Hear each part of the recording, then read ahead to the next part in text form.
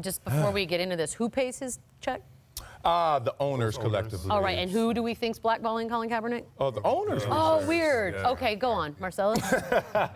As convenient as this could be for me to say he's being blackballed, I don't think he is. I think this is really football Are you reasons. insane? Well, let me give you the examples that I've had in my career. Okay. All right, here we go. Marcellus. Okay, this is let's highlight one word. It's called leverage. And let me give you a microscope of how leverage works in the locker room and how it has now gotten to this level.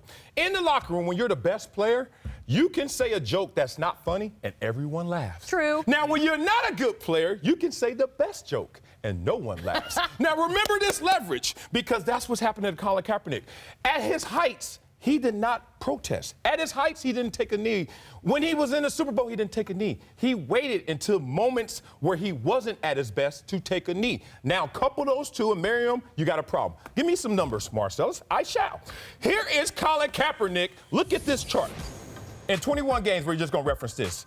He has the second worst win percentage, the fourth worst completion percentage, and the fifth worst QBR, while being the guy who is now starting a protest. This comes off the heels of 3 surgeries in 1 offseason and a dead arm in camp. Now, if you add all of that up, you realize that his protest was not the problem. It was the fact that he did it at the wrong time with no leverage. Therefore, he's not being blackballed. You know, how can I say this without being offensive? Do not drop the mic. Yeah, you're wrong. You are so wrong. Very wrong about you want to this, do numbers? Marcellus. Okay, let's Go. do numbers. The last 4 seasons, how many coaches have the San Francisco 49ers had? I know 1, 2, 3. 4. They just had there their you 4th go. one. Oh, the third one didn't count, though. That D-line coach. They just traded GMs. Why they traded GMs? Because the talent was gutted on that franchise. Yeah. When that team was together with a solid coach and a solid GM relationship, he played well. When the franchise was in turmoil, guess what happened? He didn't play well. Yes, he had surgery. No, he wasn't healthy. But you can't blame wins and losses squarely on his shoulder. And since we're talking numbers, how about some other numbers? Oh. How about the fact that, I don't know, Ryan Fitzpatrick, for instance, right? He's got a job. You know that man threw 23 interceptions when he was 29 years old? You know that man only wants $3 million? And then, you know that man only wants $3 million? We don't know how much Colin Kaepernick wants. We really don't. Well, we don't, but we know it's not going to be vet minimum. We do know that. What we do, he's a starter in his mind still. What we do know is that. How do we know that? We know that the Baltimore Ravens signed a guy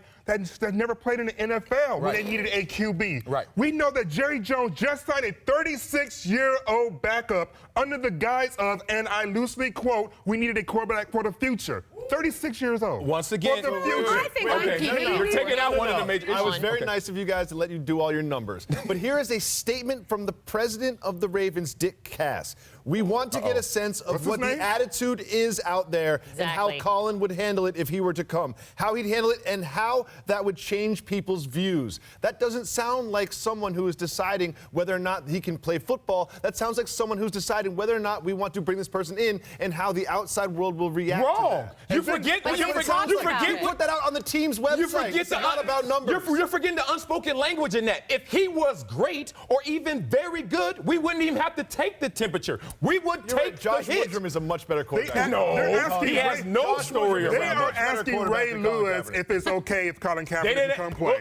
Look, Lord, the Ravens have swallowed some issues before because it was Ray Lewis. If it was Colin Kaepernick playing like a Ray Lewis at the position, we wouldn't have those statements. I think what has hurt this whole argument that he's not being blackballed is that people have come out and said that the fans' consideration and the blowback has been taken into account. Yeah. Once you admit to that, then all of us go, aha, so it has nothing to do with on the field. It's what you're having to deal with by way of fans. And that, I think, is when football loses a lot of credibility for fans that are sort of on the fence or sort of just like over it. Because if you're really worried about what this guy who decided to take a social action stance, and that was his decision, who has committed no crimes, you're worried about what idiot fans, and yes, I will say that because you're an idiot fan, if this offends you more than murderers, drug addicts, wife beaters, drunk drivers, anybody else, these are the people that don't bother you. This one does. This is a blackball. Well, dang.